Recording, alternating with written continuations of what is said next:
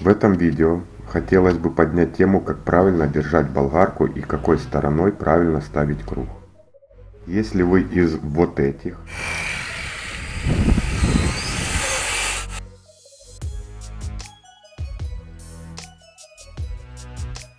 или работая с болгаркой накачать себе бицепс, то сразу можете идти лесом. В первую очередь мы за безопасность и легкость в работе. Мы покупаем инструмент для того, чтобы он работал на нас, и управлять им с удовольствием и легкостью.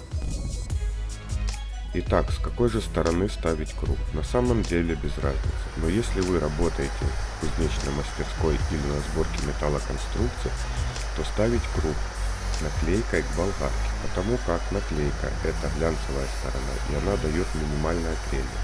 Если у вас под руками нет шлифовального станка, то вы можете довести сверло, снять заусеницу или небольшую неровность. Если же вы этим всем не пользуетесь или у вас есть шлифовальный станок, то без разницы, какой стороной ставить круг.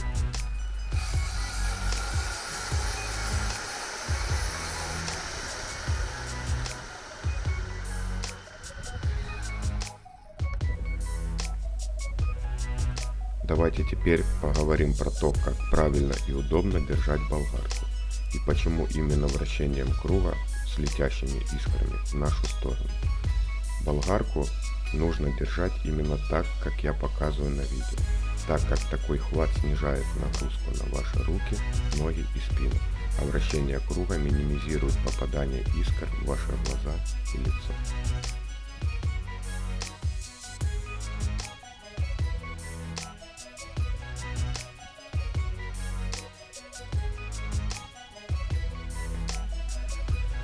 При таком хвате и вращении круга болгарка стремится от вас. Вам всего лишь требуется придерживать ее одной рукой, не прилагая к этому никаких усилий. Болгарка всю работу делает за вас. Как вы можете видеть, с левой стороны искр нет, потому что они уходят под болгарку или под защиту. Даже если, пройдя под защитой и ударившись в землю, искра успевает остыть и теряет кинетическую энергию, тем самым нанося минимальный ущерб вашему лицу. Что не скажешь при взгляде с правой стороны. Раскаленная искра стремится сразу вам в лицо.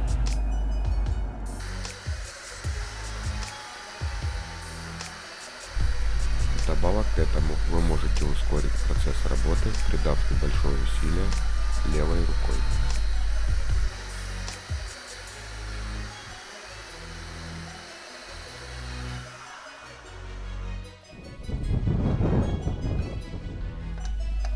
Замена круга. Легкими движениями рук вы можете снять круг и такими же движениями его поставить. В процессе работы болгарка подтянет сама гайку. Если же вы зажмете гайку ключом, то так легко снять круг у вас уже не получится.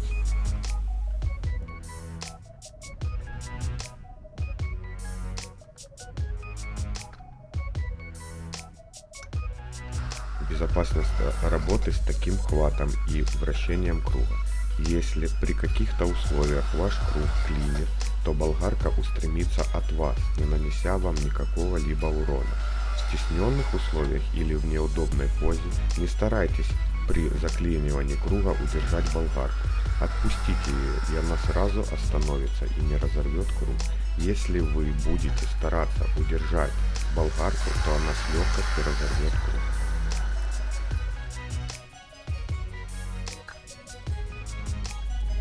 При замене круга не забывайте выключать болгарку. Мы не всегда это делаем, но это очень важно.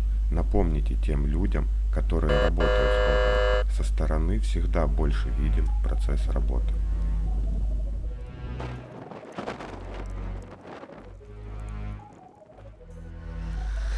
Давайте рассмотрим вариант с вращением круга искрами от нас.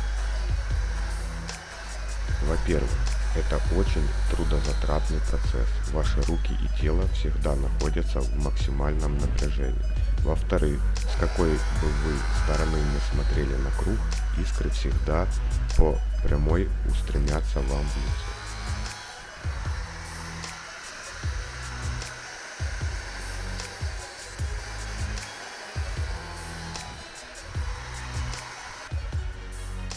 В-третьих, если клинит круг, болгарка устремляется в вашу сторону, и тем самым вы рискуете получить травму.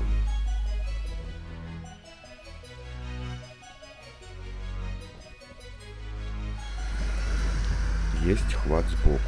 В этом положении болгарка на вас не пойдет, но ваша поза очень неудобна. Но если вы, конечно, не мазохист, ловля все горячие искры лицом и носом. Те люди, которые на практике знают, что такое горячая искра в носе или в ухе. Но в ухе это больше к сварщикам.